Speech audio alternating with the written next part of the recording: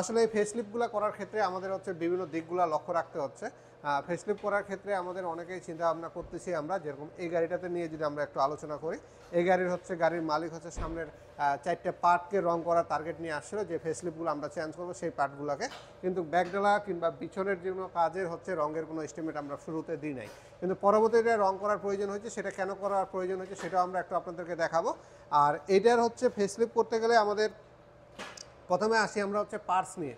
Parts আমাদের দুই ধরনের আছে, একটা চায়না আছে আর একটা হচ্ছে জাপান আছে, অরিজিনাল যেটা সেটা বলি। তো আমরা সাধারণত ফেসলিফটগুলো করতেছি চায়না পার্টস দিয়ে। তো চায়না পার্টস দিয়ে যখন আমরা ফেসলিফট করতেছি তখন আমাদের কিন্তু একটা ইস্যু চলে আসে হেডলাইটের ব্যাপারগুলোতে। তো হেডলাইটগুলো আমাদের চায়না লাগার কারণে কিন্তু হেডলাইটে অনেক সময় একটু ঘামে, যেটা আমরা পানির ঘামা বলি, কিংবা পানির বাষ্পতে হচ্ছে হেডলাইটগুলো হচ্ছে ঢাকা হয়ে যায়। তো চায়না লাইটের হচ্ছে এটা কমন প্রবলেম, এটা যে কোনো আপনি চায়না লাইট লাগাইলে হচ্ছে এই হেডলাইটের সামনের দিকে হচ্ছে বাষ্পের মতন দেখা যাবে। তো এটাকে মেনেই আপনার হচ্ছে গাড়িটাকে চালাই দেবে, কিন্তু আমরা যে গাড়িগুলোতে লাগাইছি সেগুলোর হচ্ছে পরবর্তীতে দেখা যাচ্ছে যে 1-2 সপ্তাহ পরে তারপরে কিন্তু এই ঘামাটা অটোমেটিক বন্ধ হয়ে যাচ্ছে। এটা হিটের কারণে হয়। প্রথমে যেহেতু আপনার একটা লাইট ইনটেক করা থাকে, সেখানে ভিতরে বাষ্প থাকে, কিংবা বাতাসের কারণে কিংবা হিটের কারণে, যে কোনো একটা কারণে ভিতরে হচ্ছে বাষ্প হয়ে জমে যাচ্ছে। এই সামনে দেখতে গেলে কিছুক্ষণ চললেই আবার ওটা স্বাভাবিক হয়ে যাচ্ছে। তো এরকম কিছু প্রবলেম আছে চায়না লাইটের ক্ষেত্রে। আর বাকি যে পার্টসগুলো আছে সেগুলো চায়না আর জেনুইনের মধ্যে খুব আহামরি পার্থক্য পাওয়া যায় না। শুধু হচ্ছে সামনের যে প্লাস্টিক বাম্পারটা আছে, সেই প্লাস্টিক বাম্পারটা যদি আমরা এই পাশে দেখাই আপনাদেরকে, এই যে প্লাস্টিক বাম্পারটা আছে, এই প্লাস্টিক বাম্পারটা একটু অরিজিনালটা একটু হার্ড থাকে, এটা একটু সফট, একটু নরম আর কি। আর যে গ্রিলটা আছে, গ্রিলটাও আপনার হচ্ছে চায়নাটা হচ্ছে ভালোই লাস্টিং করে, খারাপ না, 2-3 বছর আরামে এটা খুব সুন্দর চলবে। আর পরবর্তীতে যদি আপনাদের হচ্ছে বাজেট ভালো থাকে, সেক্ষেত্রে আপনারা চেঞ্জ করে আবার জেনুইন গ্রিলটা আর হচ্ছে হেডলাইটগুলো জেনুইনও লাগাই ফেলতে পারেন। কিন্তু শুরুতে চায়না দিয়ে হচ্ছে করলে আমাদের কস্টিংটা কমে যায়, কারণ রঙের একটা খরচ থাকে, আবার একটা বা অনেক টাকা কস্টিংয়ের ব্যাপার থাকে, সব মিলে আমরা শুরুতে চায়নাটা দিয়ে করলে আমাদের জন্য বেটার। তো আমরা যে কথাটা বলতেছিলাম, পিছনে ব্যাকলাইটের দিকে যদি আমরা চলে আসি,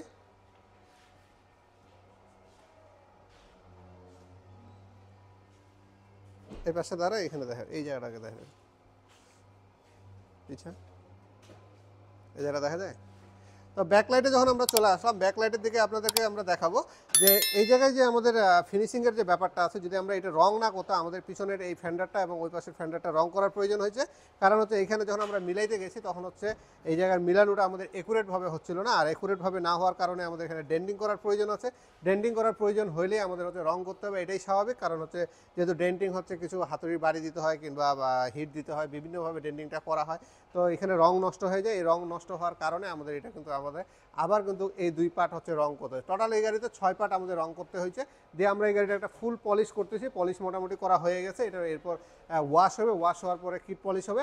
তার আগে আমরা হচ্ছে যে প্লাস্টিক বাম্পারটা ফিটিং করা হচ্ছে সেটা ফিটিং করব, দিয়ে সব কিছু চেক করে তারপর ওয়াশে দেবো। ওয়াশটা আছে সেই প্লাস্টিক বাম্পারটা যদি আমরা এই পাশে দেখাই আপনাদেরকে, এই যে প্লাস্টিক বাম্পারটা আছে, এই প্লাস্টিক বাম্পারটা একটু অরিজিনালটা একটু হার্ড থাকে, এটা একটু সফট, একটু নরম আর কি।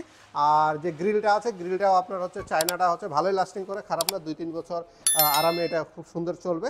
আর পরবর্তীতে যদি আপনাদের হচ্ছে বাজেট ভালো থাকে, সেক্ষেত্রে আপনারা চেঞ্জ করে আবার জেনুইন গ্রিলটা আর হচ্ছে হেডলাইটগুলো জেনুইনও লাগাই ফেলতে পারেন। কিন্তু শুরুতে চায়না দিয়ে হচ্ছে করলে আমাদের কস্টিংটা কমে যায়, কারণ রঙের একটা খরচ থাকে, আবার একটা বা অনেক টাকা কস্টিংয়ের ব্যাপার থাকে, সব মিলে আমরা শুরুতে চায়নাটা দিয়ে করলে আমাদের জন্য বেটার। তো আমরা ব্যাকলাইটে যখন আমরা চলে আসলাম, ব্যাকলাইটের দিকে আপনাদেরকে আমরা দেখাবো যে এই জায়গায় যে আমাদের ফিনিশিংয়ের যে ব্যাপারটা আছে, যদি আমরা এটা রং না করতাম, আমাদের পিছনের এই ফেন্ডারটা এবং ওই পাশের ফেন্ডারটা রং করার প্রয়োজন হয়েছে।